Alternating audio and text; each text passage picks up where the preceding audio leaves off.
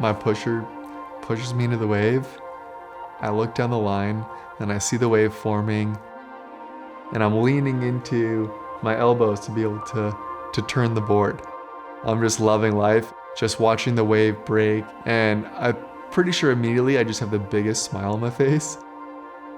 Just being able to be by myself, it's so freeing.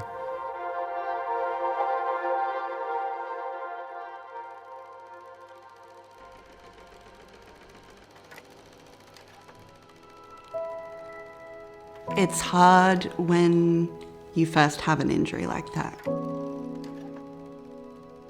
I was an 18-year-old girl, so of course the first things that you're thinking about, like, oh my God, no one's ever going to want to marry me, or I'm never going to be able to have children.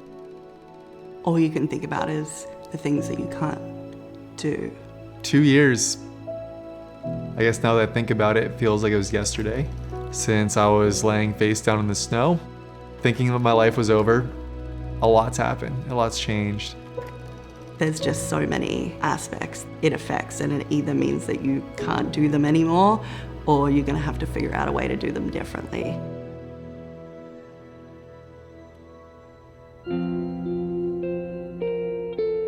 Our mission is to enable anyone who's been affected by or is living with a neurological disease or injury to live a more fulfilled and capable life.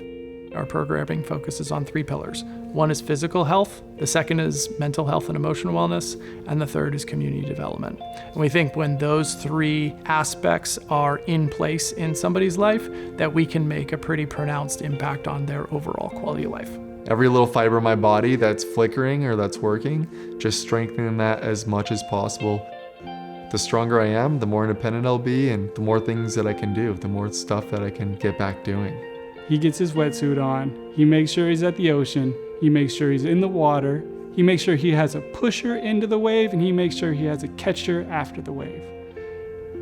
One of the things that has always been top of mind for us as we're running a rehabilitation center is getting all of our members together and reintegrating them into the social world so that they can have experiences that allow them to realize that their life is worth living. I'm from a small town, so I never had really met another girl with a spinal cord injury until 8 years later when I came over here for the first time. Our community has helped me so much in a way of looking at other people and seeing what they're capable of. If I see my buddy in a wheelchair flying across the world or doing a road trip for 14 hours, I'm like, okay, I can do that too. Like, that's possible. Having that relationship has helped me tremendously. They made us feel like a part of the family before we even joined it. That was the point where I realized that life could be so much more than I thought. And it just took that one little moment of like support and community to be like, hey, you're coming with us. Since then, everything's kind of just like opened the floodgates. You've got a lot of people who've gone through the same thing, a lot of people really pushing you to be the best you. When we get somebody in the water for the first time, it's like pure joy. We didn't need to tell Chris to go put a board underneath them and ride a wave.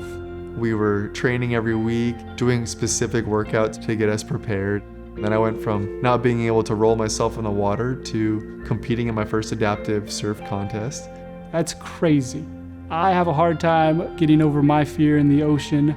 Competitor in me never left. I'm just like, pressure's on, time's ticking. It's like, it's all right, drop in and send it.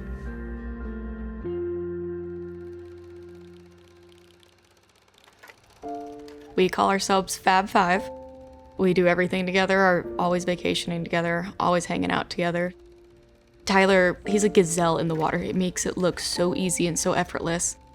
It was the one place on the planet where I think he felt 100% himself, and it just gave him solace in everything. It was amazing to watch. Tyler came home from surfing with his buddies, and he looked at my mom and goes, I was paddling and I'd get in the wave, but my body couldn't tell myself to get up on my board. That was the last day he ever got on a surfboard.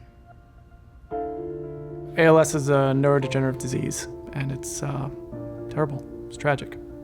Once you're diagnosed, you've got 1 to 3 years on average, And during the course of that 1 to 3 years, your body rapidly deteriorates. All your nerves die until you can't close your eyes, you can't feed yourself, you can't breathe on your own, and eventually your body shuts down. On July 15th, he had his final rounds of testing, and that is when we found out he had ALS. And he held me like it was the thing I was going through, not that it was him. ALS doesn't care your age, doesn't care if you're a boy, doesn't care if you're a girl. It's somehow just getting you, and no one can figure out why. Just always makes you think, like, what if that was my brother, or what if that was my husband? Those kind of thoughts are kind of unimaginable. Everything is constantly being taken away from you, physically, emotionally, but also financially. So to have a scholarship that allows people to come to adapt, provides hope, provides support throughout this whole journey. We instantly set up a meeting with them, and Tyler came in here and said, yeah, this is a place I want to be at. He doesn't feel judged, he doesn't feel eyes on him, and he just feels comfortable and at home. And Alex is just like the person in the storm that we needed.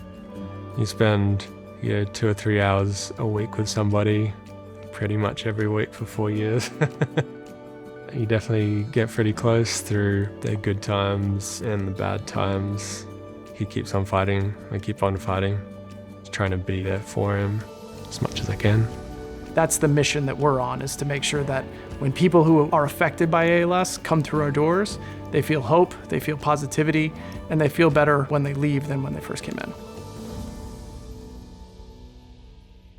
I've done more in the past 2 years that few get to do in a lifetime. I flew an airplane, traveled across the country, got back on snow, I went surfing, spoke in front of hundreds of people. Literally anything that I come up with that I want to do, they ask, how can we help? How can we get you there? When people say, like, oh, don't you wish you could go back and change that? Like, no shot, because of everything that I'd be giving up. Any chance we have, we're getting to a tropical place and we're taking Tyler floating. We'll sit out there for 3 hours now and we'll just come out all pruned up, our eyes burning from the salt, but he has a smile ear to ear. I didn't think this would be so hard. But exercise days are way better than lay days. I mean, it's good to just move. Tyler told me last week, he goes, without ADAPT, I'd already be in a wheelchair. I believe him. It is the only thing that has kept him walking and moving. If they ask, we'll be there, no matter the time or the place. And if we can't figure it out, we'll help get them the support that they need. They really are passionate about the work that they do, and they're passionate about helping the people that they help. At one point I thought my life was over, and it was because of this community that I'm able to get back doing the things that I love. There's just so much to be grateful for. It's like one of those things that's like, where do I even start?